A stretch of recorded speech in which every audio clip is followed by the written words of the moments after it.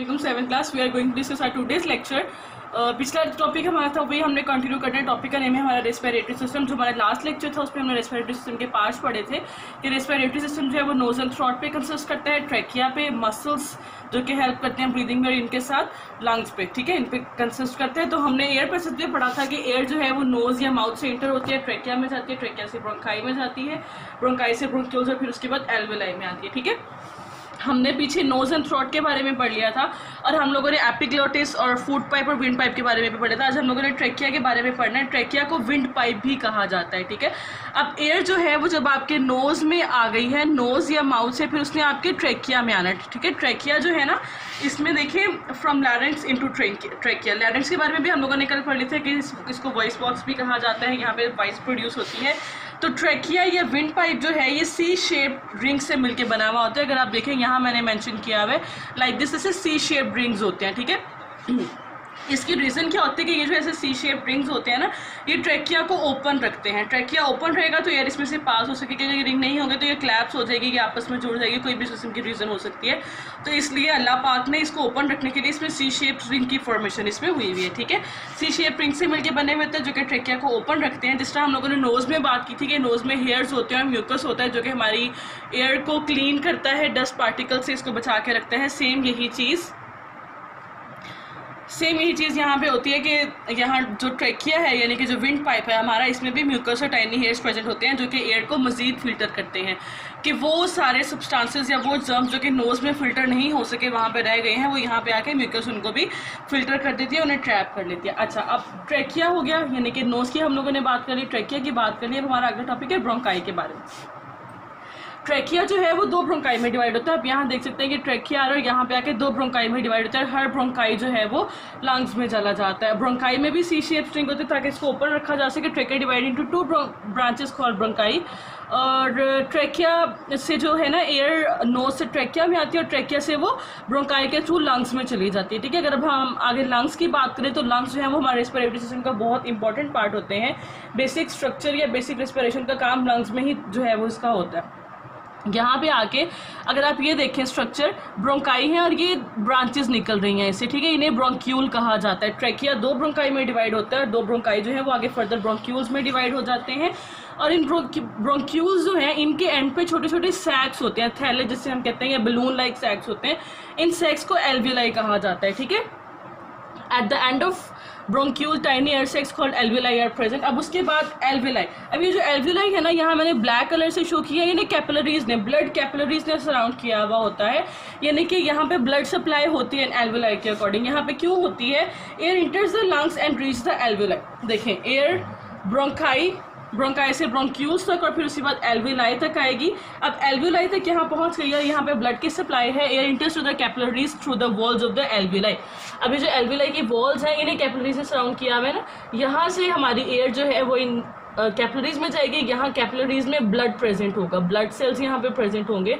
फिर उसके बाद क्या होता है? Red blood cells carry oxygen to every cell. आप लोगों ने प्रीवियस क्लासेस में पढ़ा है कि जो रेड ब्लड सेल्स होते हैं इनका काम होता है कि इन्होंने ऑक्सीजन को पूरी बॉडी में ट्रांसपोर्ट करना होता है। तो रेड ब्लड सेल्स जो हैं वो ऑक्सीजन को हर सेल तक लेके जाते हैं। फिर उसके बाद cell use oxygen and food to produce energy, जो कि बेसिक हमारा काम था। हम लोगों ने पिछले टॉपिक में डिस्कस किया था रेस्पिरेशन में कि हमारे सेल्स को फूड और ऑक्सीजन चाहिए होता है। ये रेड ब्लड सेल ऑक्सीजन को लेके जाते हैं सेल्स तक।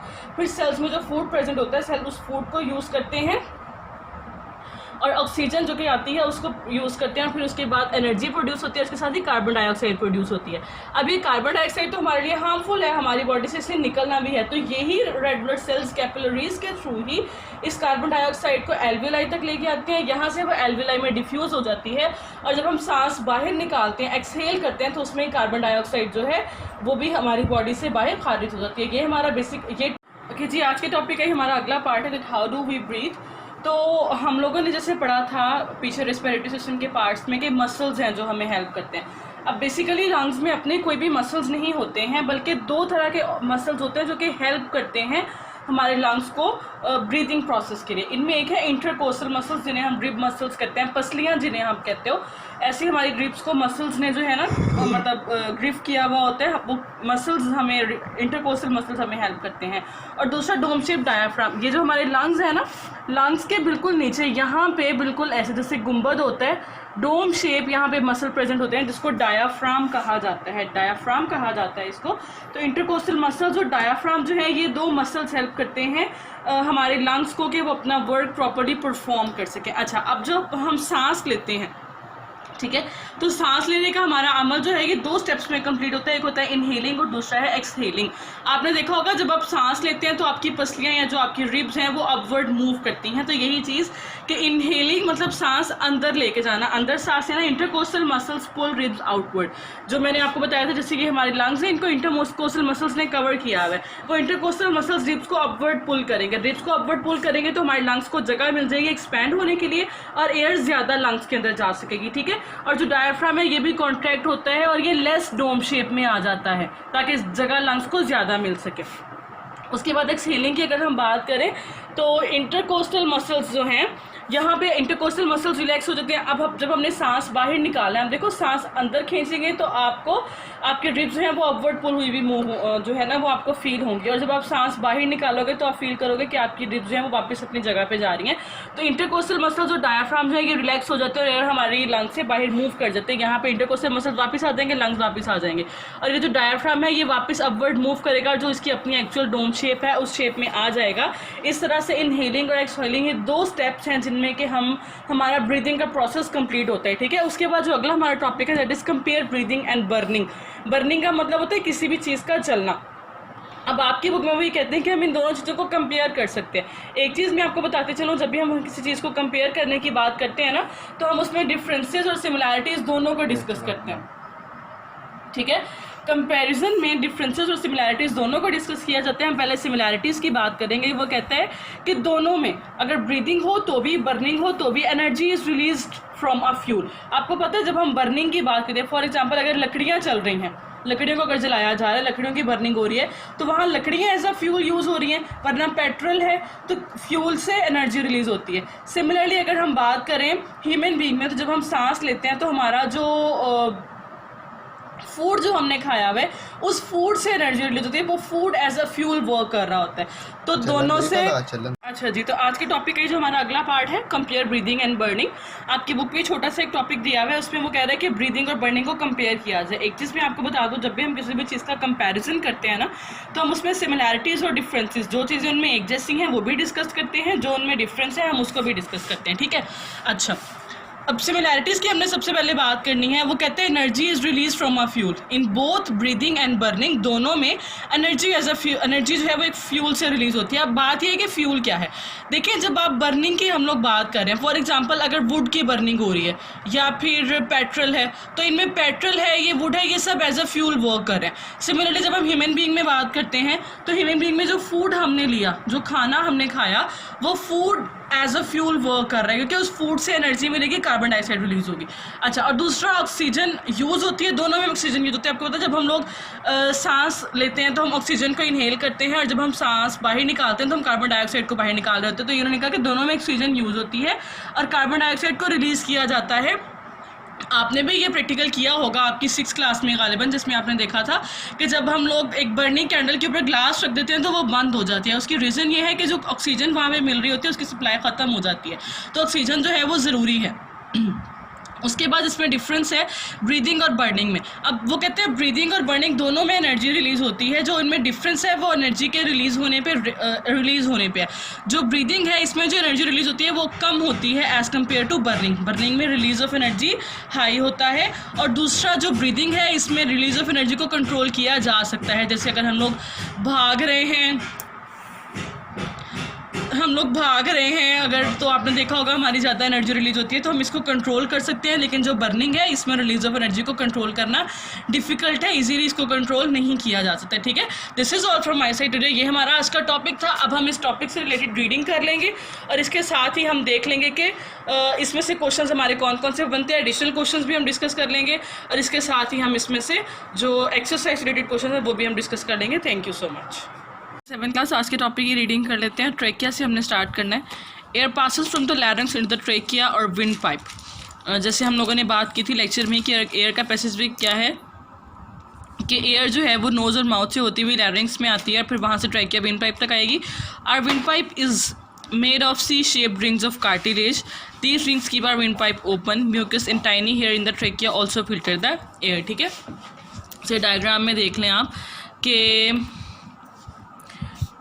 यहाँ नोज से होती हुई थ्रोट तक आएगी, उसके बाद ट्रैकिया में आ गई है। ठीक है, ट्रैकिया से आगे ब्रोंकाई में जानी है। तो यहाँ ये सीप शेप्ड कार्टिलेजनस रिंग्स प्रेजेंट है जो कि ट्रेकिया को ओपन रखती हैं। उसके बाद है bronchi and lungs. The trachea divides into 2 branches called bronchi, singular bronchus, यानी कि जो 2 हैं तो ब्रोंकाई है, अगर एक होगा तो उसको ब्रोंकस कहा जाएगा। Bronchi carry air into the lungs. उसके बाद लंग्स की बात हो रही है, और lungs are the most important organs of the respiratory system. अब लंग्स के अंदर कौन कौन से स्ट्रक्चर आप देख सकते हो, यहाँ पे भी ये ट्रेकिया के बाद ब्रोंकाई आए हैं और आगे लंग्स स्टार्ट हो गया। अब लंग्स के अंदर कौन कौन से स्ट्रक्चर्स हैं इनकी बात हो रही है। In each lung the bronchus divides into smaller tubes called bronchioles. ये जो bronchus है ये आके यहाँ पे smaller tubes में bronchioles में divide हो जाता है। At the end of each bronchiole tiny air sacs called alveoli are present. हम lecture में जैसे बात कर चुके हैं। Alveoli are surrounded by the blood capillaries. Surrounded by the blood capillaries, ये blood capillaries ने surround किया हुआ है alveoli को। When we breathe in, the air enters the lungs and reaches the alveoli. Oxygen of the air passes through the walls of the alveoli into the capillaries.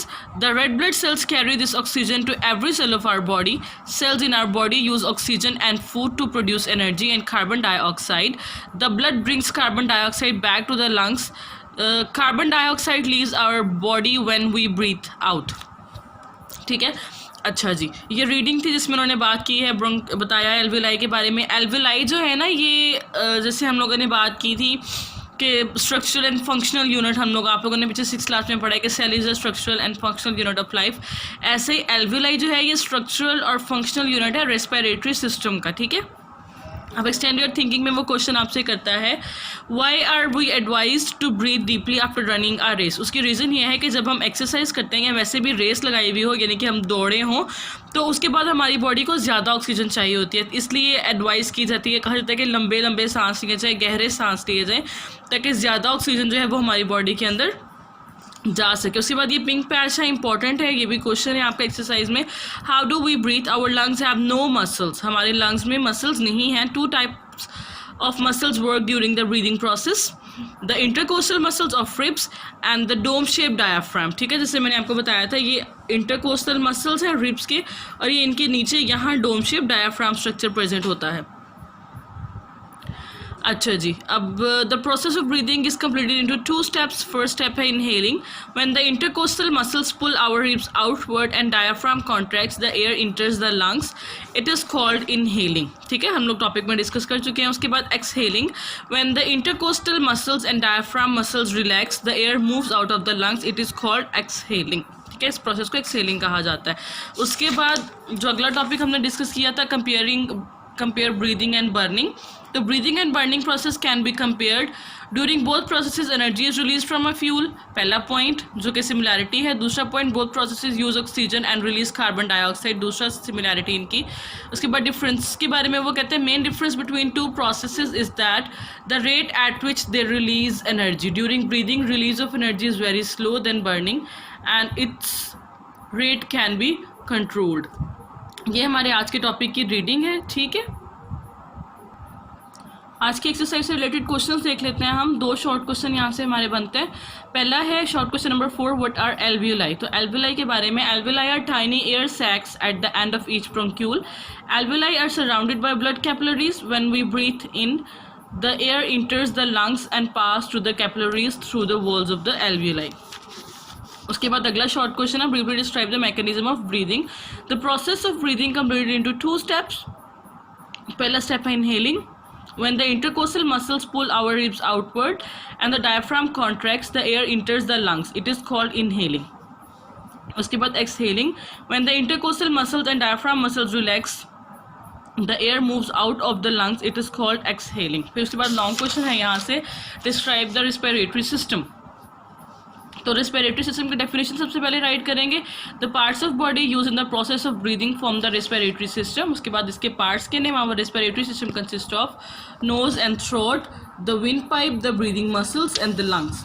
Knows and throat के बारे में है, the air enters through our nose और mouth, our nose has hair and mucus to clean moisture and warm the air, the air enters the throat and pass through the larynx, our vocal cords are present in the larynx to produce sound. उसके बाद अगला जो हमारा इसमें point है that is trachea.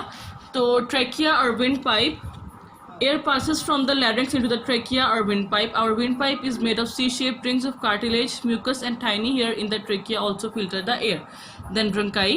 The trachea divides into two branches called bronchi, जिसको हमने पढ़ा रीडिंग में कि सिंगुलर ब्रोंकस कहा जाता है. Bronchi carry airs into the lungs. Then lungs. Our lungs are the most important organs of respiratory system. Bronchiole. In each lung, the bronchus divides into smaller tubes called bronchioles.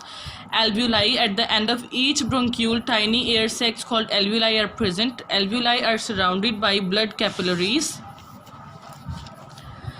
So, blood capillaries, oxygen of the air pass through the walls of alveoli and reach to the blood capillaries. यहाँ से एक ही additional question बनता है हमारा, write down the similarity between breathing and burning. During both process energy is release from a fuel. और दूसरा point, both process use oxygen and release carbon dioxide. ठीक है, this is all from my side today. Thank you.